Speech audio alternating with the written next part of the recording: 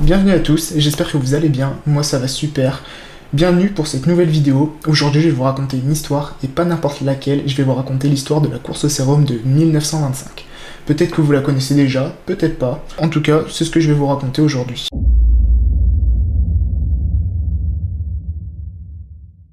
Donc dans cette histoire, il y a deux personnages principaux, ce sont des chiens, Balto et Togo. Balto est très connu. Ce sont deux huskies sibériens nés dans les années 1910-1920 en Alaska. Balto, il est pas très apprécié, c'est un chien qui travaille dans l'industrie minière parce qu'il est très gros, il a des traits très grossiers et le standard à l'époque c'était plutôt des chiens fins et légers sur pattes. Togo, lui, c'était tout l'inverse, c'était même l'un des meilleurs chiens de traîneau. Il était très fin, très rapide, le meilleur, tout simplement. Et tous les deux étaient les chiens du propriétaire du nom de Leonard Seppala. Leonard Seppala, il est né le 14 septembre 1877 en Alaska. Et c'est ce qu'on appelle un musher. Je sais pas si je le dis correctement, pardonnez-moi. Autrement dit, un meneur de chiens. Tout simplement. Bon, passons à l'histoire. Ça se déroule la veille de Noël en 1924 dans un village inuit à Holy Cross. Holy Cross, près de Nome, situé dans la pointe ouest de l'Alaska. Là-bas, on y retrouve le docteur Curtis Welch, qui était à l'époque le seul médecin du village, malheureusement. Et ça va être embêtant par rapport à ce que je vais vous raconter. Donc le 24 décembre, Curtis Welch, il est appelé pour consulter un enfant qui est malade et apparemment en très mauvais état, et son verdict, il est très rapide et assez simple, c'est une angine. En vue des symptômes de l'enfant et le fait qu'il n'y ait aucun autre enfant qui soit touché, pour lui, c'est une angine tout simplement. On va pas chercher plus loin. Sauf que le lendemain, le 25 décembre, donc le jour de Noël, l'enfant il meurt subitement. Et là, Curtis, c'est un peu dans son froc. Les jours se passent, voilà, c'est la vie. Sauf que 3 jours plus tard, le 28 décembre, un second enfant meurt subitement de la même maladie. Là, Curtis Welch, il commence un peu à s'inquiéter. Il demande à la famille s'il peut l'autopsier, et la famille répond non, c'est niette. Tu prends tes caleçons sales et tu hors de ma vue, je ne veux pas que tu touches mon enfant. Donc Curtis, il est un peu emmerdé, parce que c'était il y a 200 ans, la médecine, elle était rudimentaire comme beaucoup de choses à l'époque, et sans autopsie, bah il pouvait pas savoir ce qui se passait quoi. Au cours du mois de janvier, donc à peu près un mois après, 2 autres enfants décèdent eux aussi d'une angine. Donc bien vénère hein, l'angine, hein. On te dit t'as une angine, t'es comme ça, hein. T'es pas fier. Tu sais qu'elle va t'enculer ta race quoi. Le 20 janvier, Curtis il est appelé pour un énième enfant malade avec les mêmes symptômes et cette fois-ci il diagnostique une diphtérie. Qu'est-ce que la diphtérie ? C'est une maladie infectieuse, contagieuse, qui produit une toxine qui touche les voies respiratoires, le cœur et le système nerveux pour être sûr que tu ne te relèveras pas. Clairement. Donc je vous laisse imaginer, la plupart du temps ça commence par une angine et ça finit par la mort. Il y a 2 étapes, angine, mort, ça rigole pas. Et ce qui est drôle, c'est pas drôle, c'est que Curtis, il avait le remède. Sauf qu'il était périmé. Il était périmé depuis été 1924 et je vous rappelle, on est en janvier 1925. Donc autant dire que c'est quand même con, très con. Donc bah sans remède, l'enfant meurt au bout de 24 heures, lui aussi, malheureusement. La ville, elle est placée directement en quarantaine, il y a beaucoup trop de cas similaires. Il envoie alors un message par télégraphe aux grandes villes d'Alaska en leur expliquant la situation, qu'il a besoin d'une certaine dose de sérum pour pouvoir remettre les choses en ordre et sauver la ville, et stopper l'épidémie. 2 jours plus tard, la situation, elle est au plus grave. Il y a 2 nouveaux décès, 20 nouveaux cas, et 50 putain de nouveaux cas soupçonnés. Je sais pas si vous imaginez, c'est énorme. Curtis, lui, il est totalement dépassé. Le mec, il est tout seul. Il est tout seul.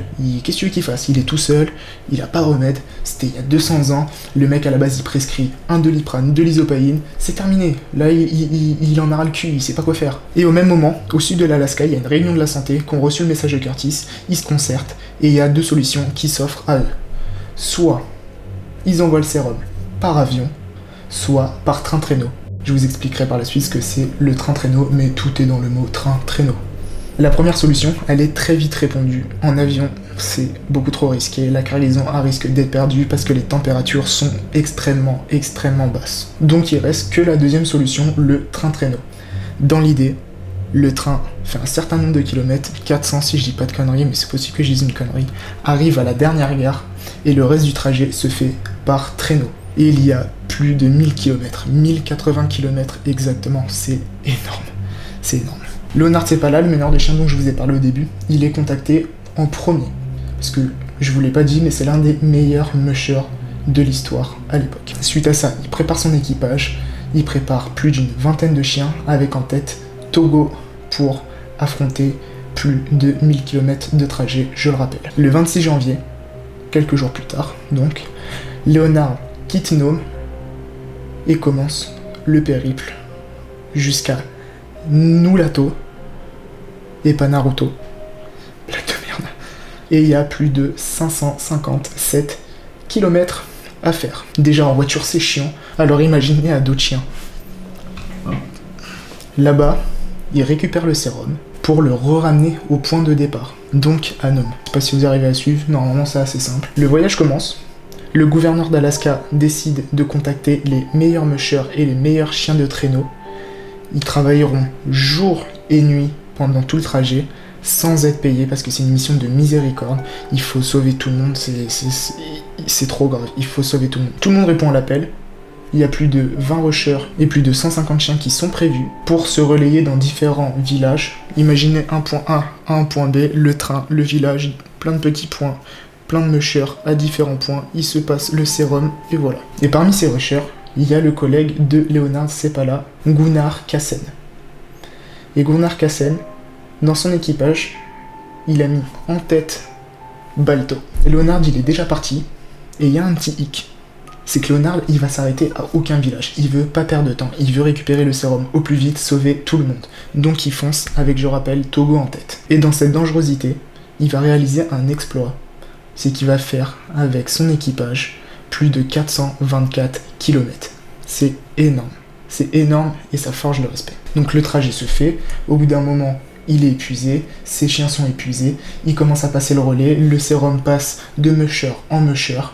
Et Gunnar Kaasen, lui, il était confié à être sur l'avant-dernier point de contrôle. Il devait faire l'avant-dernier trajet, passer ça au dernier musher qui lui effectuerait le dernier trajet jusqu'au village. Donc Gunnar Kaasen fait son trajet, il arrive jusqu'au point où il doit donner le sérum, sauf qu'il trouve le musher endormi.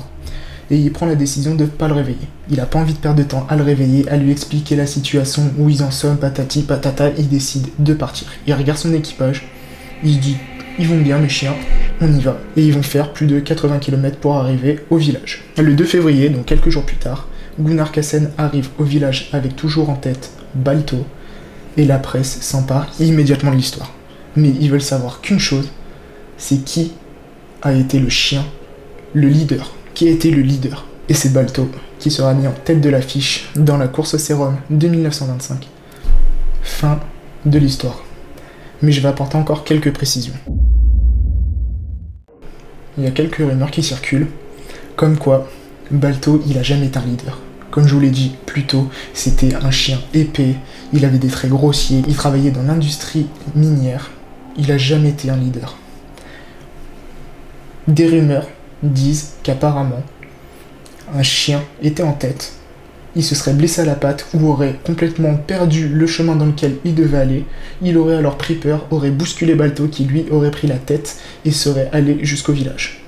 Quoi qu'il en soit, pour moi ça reste quand même héroïque. Mais ça, j'ai pas trouvé de réponse sur internet, je suis désolé, j'ai pas trouvé le fin fond de l'histoire, donc pour le moment c'est qu'une rumeur. On sait pas si Balto a été véritablement le leader de A à Z sur ce trajet. Il y a quand même beaucoup de gens qui sont pas contents, y compris le propriétaire de Togo, qui est aussi le propriétaire de Balto, mais qui dit: eh les gars, Togo il a quand même fait 424 km.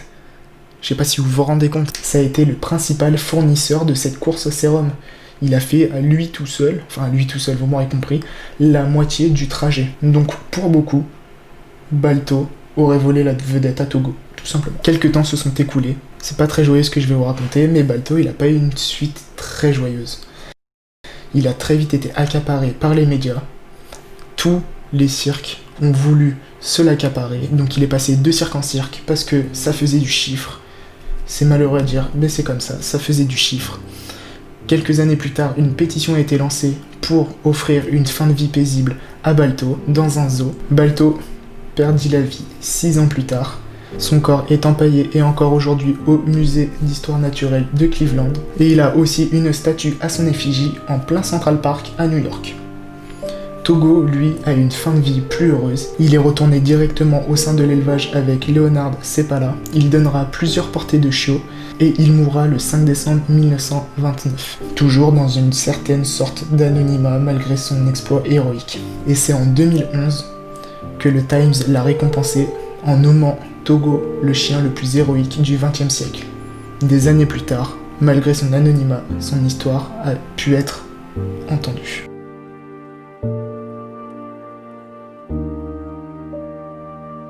Voilà les amis, c'était tout pour moi, c'était un peu long à raconter mais je trouvais que ça méritait d'être raconté. Si vous voulez, il y a 2 films qui sont disponibles, un film d'animation sur Balto sorti en 1995, ce sont 2 films Disney, et un autre sur Togo, sorti très récemment en 2019, disponible sur Disney+, si vous voulez aller les voir, n'hésitez pas. J'essaierai de faire d'autres vidéos de ce format-là en racontant des histoires tout aussi cool. Si vous avez aimé, n'hésitez pas à vous abonner, à laisser un pouce bleu, à activer la cloche des notifications, ça me ferait très plaisir, moi qui viens de commencer. Je vous souhaite une bonne année, je vous l'ai pas dit encore, et je vous dis à bientôt.